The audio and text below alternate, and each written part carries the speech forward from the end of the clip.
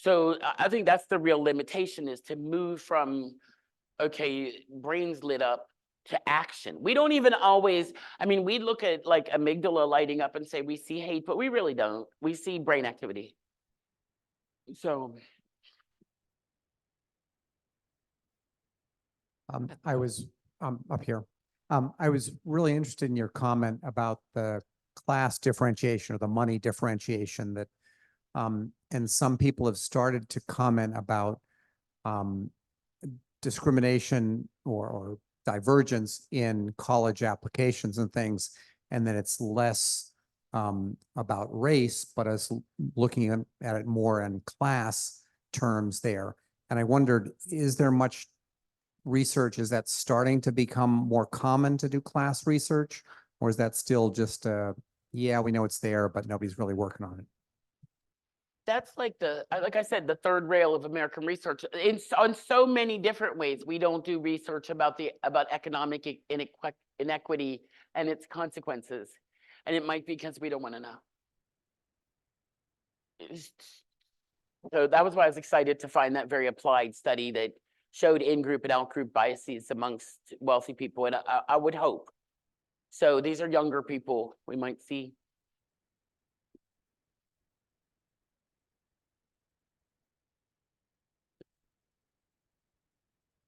Is it on?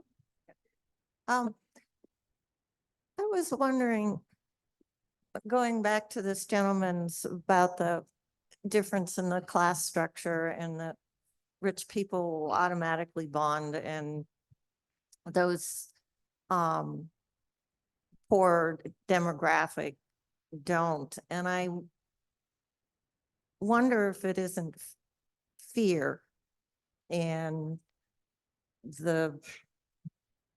correct me, this is just a thought that it's a desire for survival, so you can't trust anybody. I don't know if I'm off base on that. I mean, that seems possible. And a research I would like to do isn't just about rich versus poor, but there's an amount that they've come up with. It's like $70,000 a year is like the happiness number. And that after that amount, having more money doesn't affect your happiness at all. So I'd like to divide people by people who have enough and people who don't have enough. And I think we could get to that more. I mean, maybe we could do it as an experiment with like people who get lunch and don't get lunch and see how the hungry people act. But yeah, I think that it's an exciting area for more research. Okay, we've got one down here.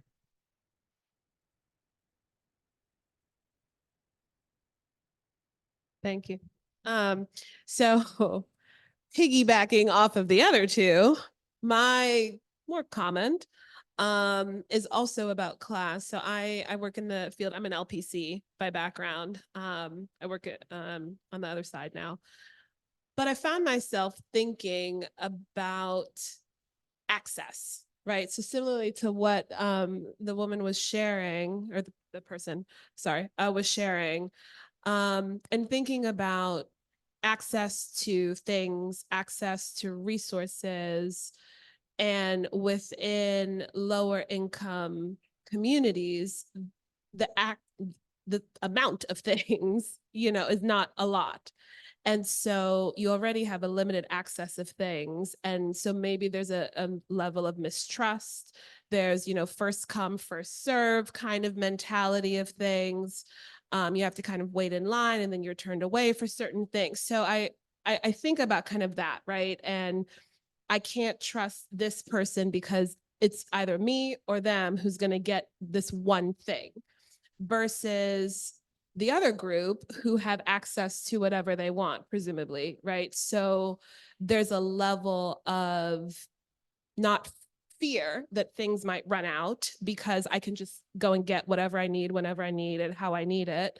And so it was interesting to me how you talked about there's just an automatic comfortability with that group, and comfortability breeds trust with that group. But then I think about like Bernie Madoff, right? And situations like that, where that trust, when it comes to access, is so eroded, and how there's, I don't want to say a lack of ability to cope with that, because you just don't think that that would happen, right? So then when it does happen, it sort of shakes people to their core. And then there's some level of relation between the two economic groups, because things were sort of taken away from them very quickly without their control and all of that. So less of a question, more of a comment. I was thinking about that as you were sharing, and how just the different groups kind of function and operate and trust, and sort of what that means in the larger societal perspective. Yeah, I think that one of the measures that isn't included in that experiment is time. So what I thought about was the difference between public housing and the neighborhood I grew up in. So in public housing, my experience with clients is that there's very little trust between people. People don't really know each other. They're moved there. They're not picking their neighbors, and they don't know each other. The neighborhood I grew up in Harrisburg was relatively lower middle class Black neighborhood, but everybody had owned those homes for 20 years. There was a high level of trust. Not a door was locked. There was so much cash at my grandmother's house. My grandma almost totally had the whole bank in the house. But everybody knew each other. You couldn't move around and without somebody knowing exactly who you were. So maybe it's true, we're speculating at this point, that for people who have means, they can form relationships immediately, or at least superficial relationships, because there's no question about struggling over necessary resources. But for people who don't have means, it takes longer to build that trust. But one of the ways you build relationships with people is needing and giving and needing and giving. So it is possible that 10 years later, if you look at the people without means, they've moved on from that superficial level of trust.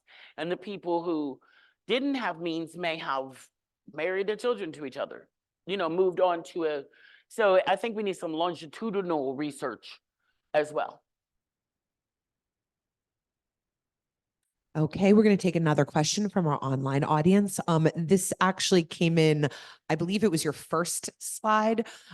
This questioner had asked, why did you have the phrase hard science in quotes? I believe it was when you were talking about social science versus engineers. I have a suspicion, but I'd love to hear your answer. I think that these so-called hard sciences privilege themselves as somehow being more special than the rest of the science. And they like that term, that they're hard and the rest of us are soft. But if you interrogate the research, they're as soft as the rest of us. They brought all their biases with them, and they're just as soft and sloppy as everybody else. And I don't know, I struggled with that. The reason because I didn't know another term. If they have a suggestion, I'm on it. Hi. I had kind of two questions about the Harvard implicit bias study you've brought up. If that's an online study, are they doing anything to counteract the selection bias of it being an online only study? And also, does it have any mechanisms to track people's individual changing beliefs over time? Or is it really just aggregate of everybody that current year who decided to take it? I don't know. Okay. I read a lot of Harvard implicit bias study research, but I didn't read that. I think that you're right, and they do acknowledge that the study is biased to participants online. It's biased to Harvard students, and it's biased to researchers like me who played with it when I was supposed to be working on this presentation. And I think you're absolutely right. So they are transparent about it. And I think that's one of the things we can do about bias in research is to transparently state the truth of the bias in research. I don't know that you can, it would be hard to catch up to as many people with no internet access and ask them a half an hour's worth of questions. That is a big pile of money. But you're not wrong. You're definitely right. Thank you very much. Okay, I'll take another one online here. We have a bunch waiting in our queue. One of our audience members asks, how can we proactively vaccinate our communities against radicalization? Do you have suggestions?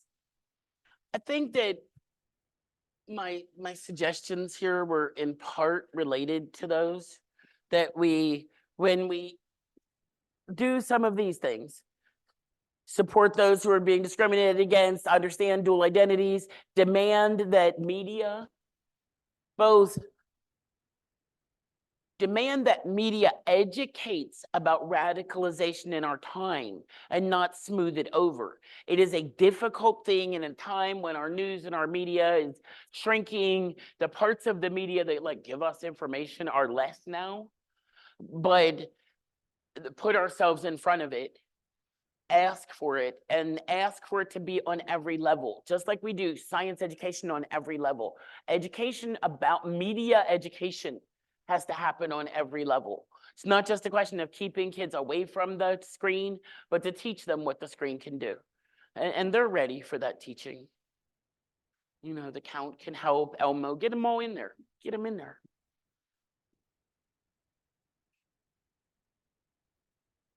My question gets back to the very first slide or early slide about the pyramid or the iceberg. Whether newer versions of the pyramid and iceberg, what I see now is aggressive denial as a very base, at the very low part of the pyramid. You got to see something's there to work your way up to hatred and bias. And Yes. people right now are much, rather than saying things that are explicit, the more subtle approach is denial. And then the denial has become more and more aggressive. Yeah, I'm not so talented, but if you go to the there's another version of it that I know is at the Museum of Tolerance website in Los Angeles. It's a beautiful Museum of Tolerance in Los Angeles. Speaking of how we can teach ourselves, if you're ever in LA, go. If you walk through their hallways, when you're leaving, there's a room of panels that are television screens, and you will see Tree of Life. You'll see the people protesting Tree of Life. And that is one of the ways we can teach our communities about what is happening is by standing together as communities and getting our feet in the street and saying this is not acceptable. That was a question. Did I answer it?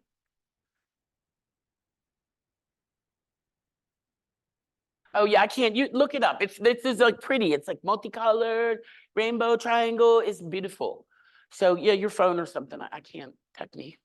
Yeah, I've seen that particular pictogram often called like the iceberg of intolerance. If you Google the phrase iceberg of intolerance, you'll come up with multiple images. Okay, we'll take another question here from our online audience. So one person asks, have there been studies to look at age groups and level of hate/prejudice? Is there a difference between those groups? I don't know, but that is such a delicious question. That is an entire career right there. Whoever that is, they should do that and then send it to me because I want to know.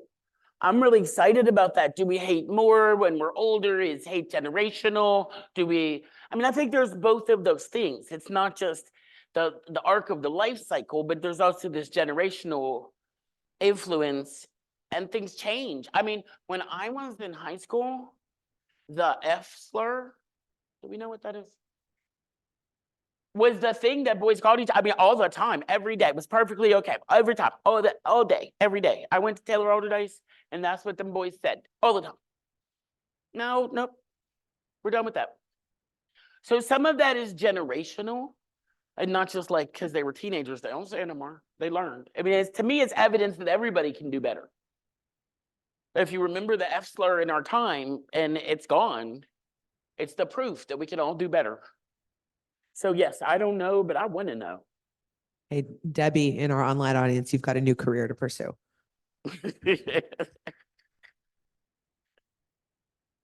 Okay, we've got another question here.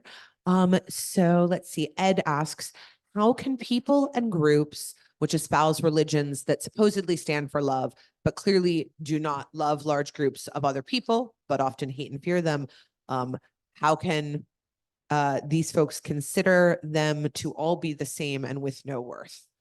If you'd like to answer this question about religious beliefs.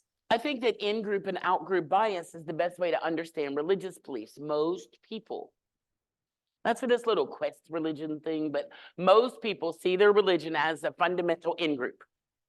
And that people who belong outside that group are either less than human or at least not going to heaven or not going to go into rapture or whatever their religion says.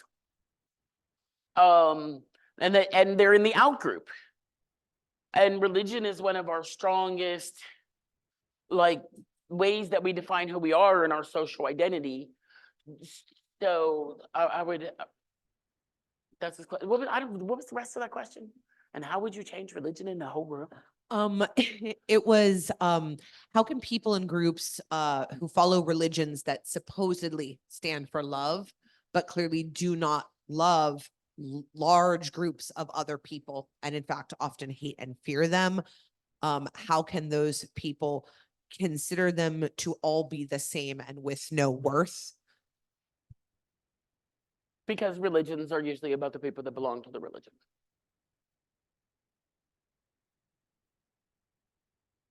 But religion is hard.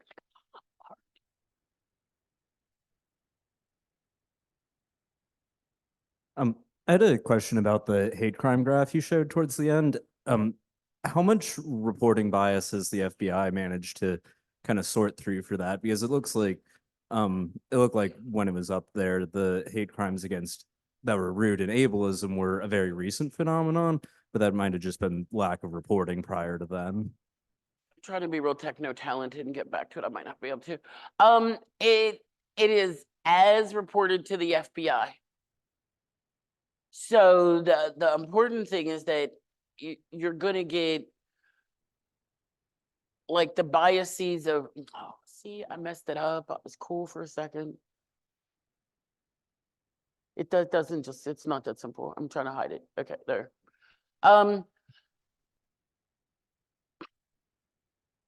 So if you see this,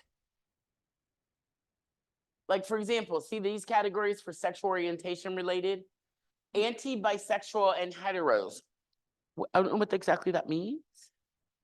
Anti-lesbian female, anti-gay, but there's nothing for trans people. So given who we have to protect, it's not there. My suspicion is that Black people don't report bias to the police as often as white people, but I don't have science for that. So this really requires a lot of change on the local level to report upwards in order to get there. LA Against Hate has a hate hotline that is a fascinating thing. And they're doing some amazing things in LA. They have an organization that's called LA Stands Against Hate.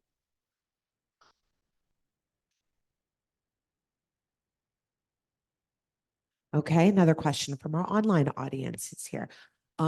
Debbie, who is interested in that new career that you've put her on, says, I find that the research into different areas is critical and important, but where does it go from here? I know that there are so many factors to address. How does the research tie in? I think that I should follow too. I think that those of us that do applied work, the LPCs, the social workers, the people who are, out there in the field, in the trenches, the public health people. Public health is one of the areas where some of this has been written in a more kind of applied and useful way. The public health research is really good on a lot of this. But I think that it does call for some shift in our training to be ready for prejudice and hate in ways that we aren't really trained to be. The National Association of Social Workers have tried to make it a ethical stance, but it isn't incorporated into the educational requirements in the same ways that I think it should be.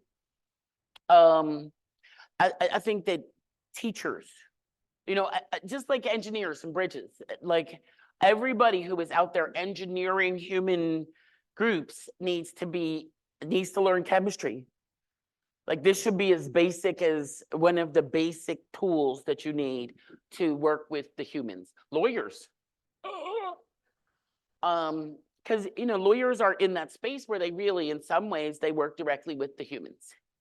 So that would be my most strongly held suggestion, is to change how education.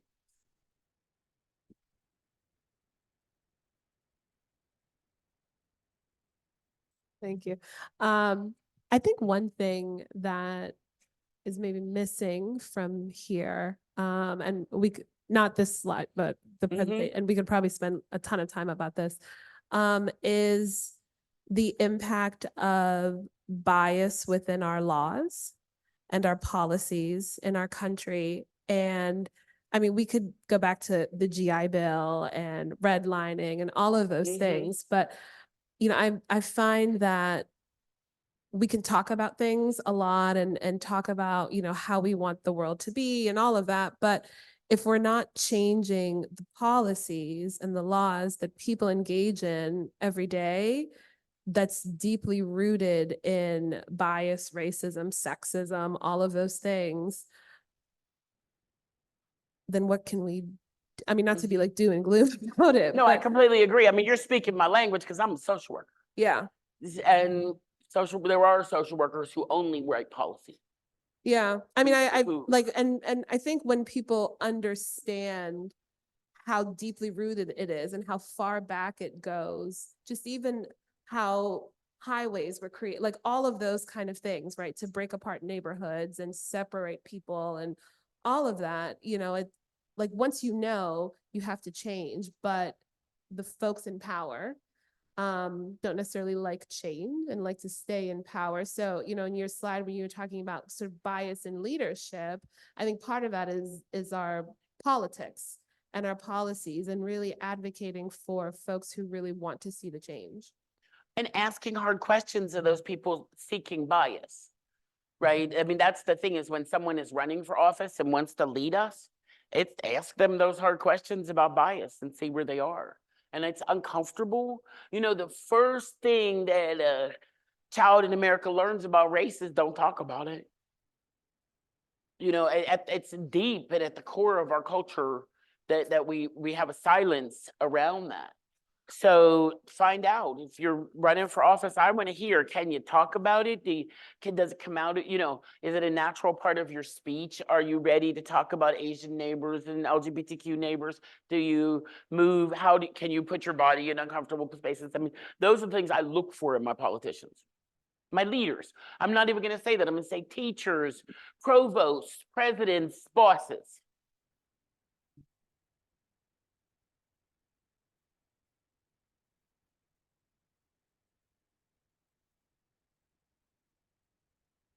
I get to talk now. Hey, I liked your final slide, which we talked about responding to things. And going back to the religion thing, could you give us some examples of how one could respond? To the question, someone had a question of a religion that espouses peace, or love, and then clearly is not loving. how do you, on an individual basis? Yes. Like if somebody says, well, I'll be praying. Yes. Just, Individual responses are really difficult because it depends on what your goal is. I guess that's going to be, if you want to set boundaries, that's easy. If you want to have a relationship in the future with that person, you may have to be more tolerant. I mean, what is your goal? If you want to change people, I have a vision of that. See, when I wrote this talk to talk to y'all, it was really, I had to stay on the science because it helped me not talk about everything in the whole world. But I think that when we want to reach out to people, we should build short bridges. I can most often help somebody to understand how to be different if they are the most like me. If I'm talking to somebody else who's female and a senior citizen, then we have things in common, and we can build a communal identity that then we can discuss why she's saying something repugnant out of our commonalities. If you reach out too far, if your bridge is too long, you have nothing in common with that person. So they don't care what you say. So maybe finding someone to whom that person shares an identity and see if they want to connect with them. See what their identity says about that. Many people who espouse things like that are actually not espousing the beliefs of their actual faith. So look for a shorter bridge. If you feel like that person is too different from you to be able to have a conversation with them, but you need to build a relationship with them, I would say look for building a broader community find a shorter bridge to get there. I'm from Pittsburgh, though. I just love a good bridge metaphor.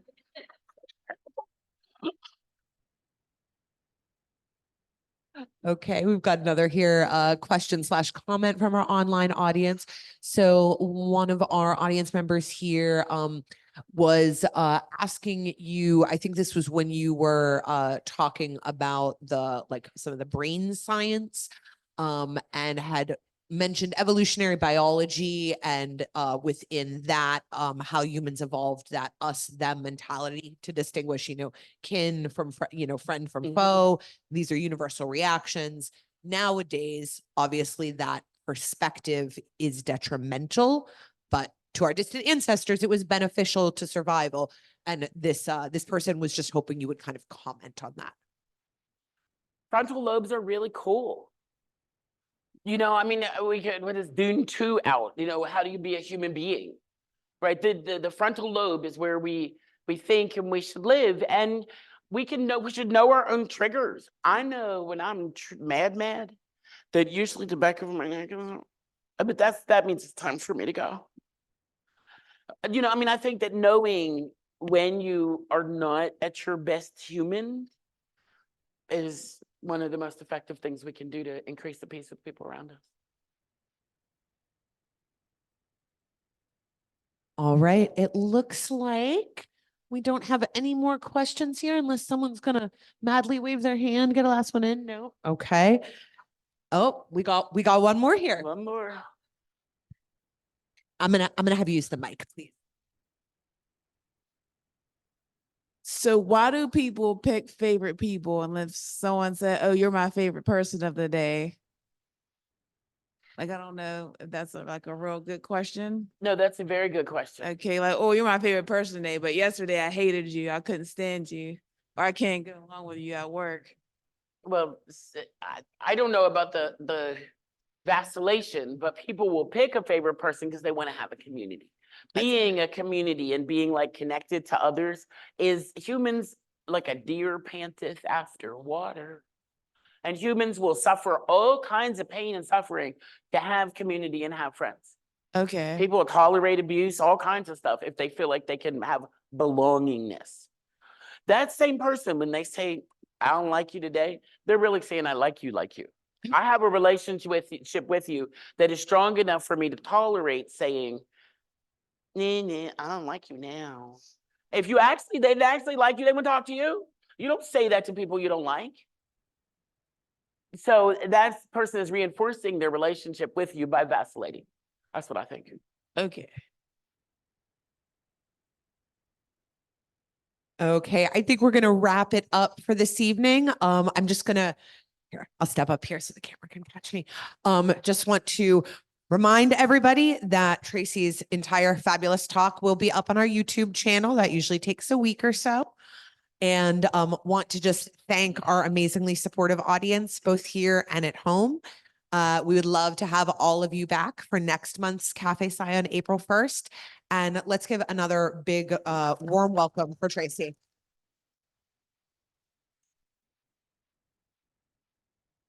Thank you so much. Have a great night, y'all. You know it. You love it. Please don't forget to take your trash with you when you leave. Thank